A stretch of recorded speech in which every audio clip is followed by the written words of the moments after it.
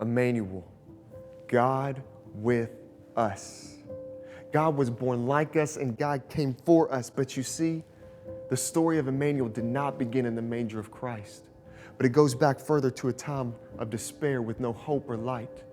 So before you jump too quickly to think about that starry night, remember a people who were lost in their own plight.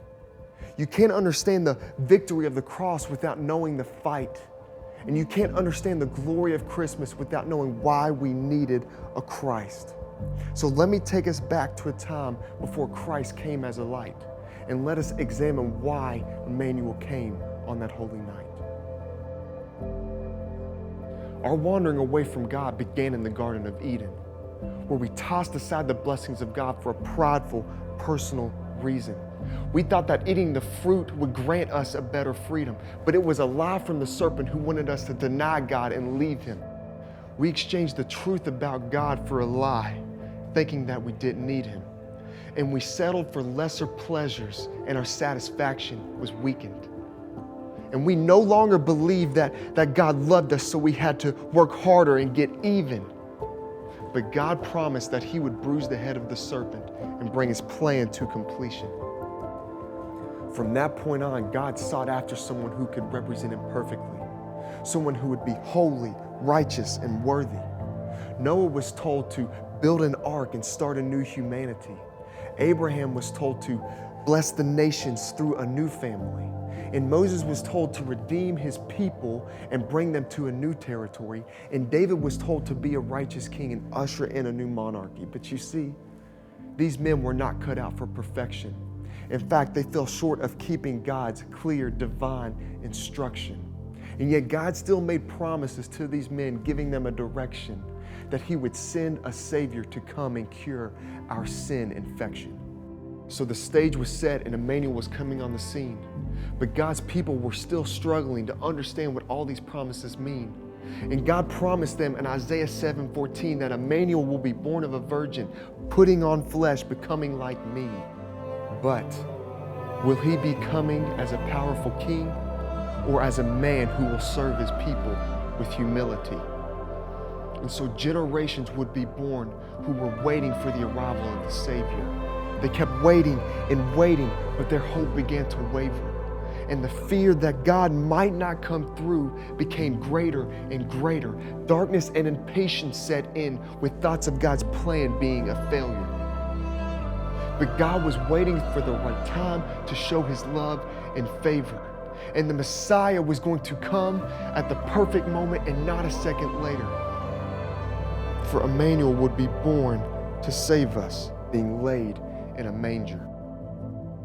Then, in a sudden moment, earth and heaven collide with such complexity. Yet this most anticipated moment in history brought us such clarity. For on one silent night when no one was ready, Jesus Christ, Immanuel, was born to a virgin named Mary.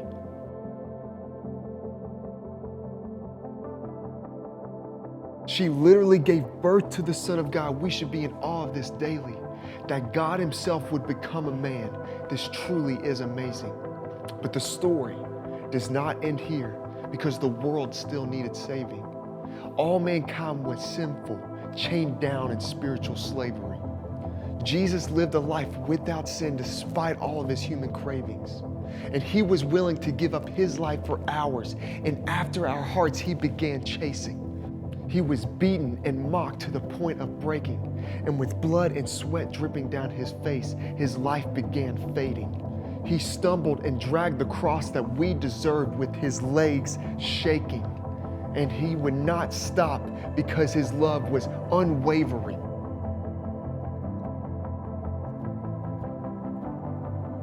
And then with nails in His hands and His feet, He was crucified at Calvary, the hero dying for his villains and the king dying for his enemies.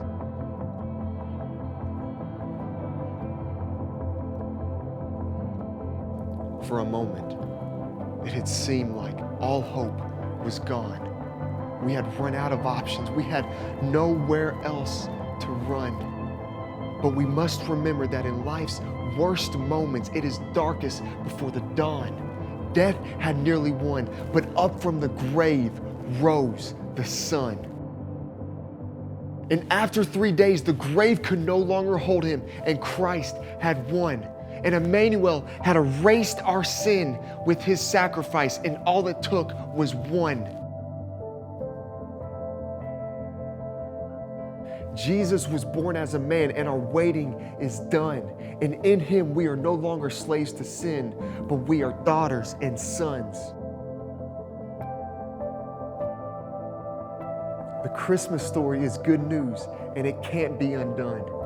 Our God is faithful, and Immanuel has come. Yes, Immanuel has come.